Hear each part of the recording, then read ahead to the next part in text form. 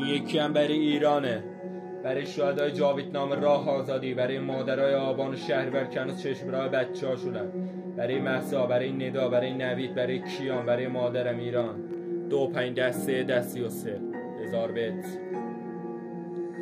اعوذ بالله، منم شدم شیطان رجیم، از جنت و کشتار تهمت این رژیم، زدن و کشتن و بردن توی لبنان و فلسطین خوردن. سیستم زندان اوین دیگه جا نداره برای اسامی، هنوز به امام زمانیم و نامه میفرستیم داخلش، از کشتار دست میکشم مأموران جمهوری اسلامی. شب تاریک گم کردیم راه پیروزی، راه روز روشن. خب منو تو بچگی آرزو داشتم، تا وقتی بزرگ شدم همشون شدم برام عقده، ازتون طلب میکنم به حرفایی که میزنی دقت کنید، پی میبرید همشون زوره. کاری کردین که امیدی برامون نمونده، شما خریکی باشید که بگید حلال و حرام کدومه. پهلوی به مردم کاباره داد، کاباره هم آخوند و فرماندار استفاده داد. هر کسی که توضیحشون بلند شد یه چیزی بلغور کرد و ملت بیدین شد. یکی بین مردم جاسوس شد، یکی هم مسئول اعدام بچه ها توی اذان صبح. تا همین جاشم شانسی موندم زنده، بذار از درد مردم بخونم، هم نیست فردا برام.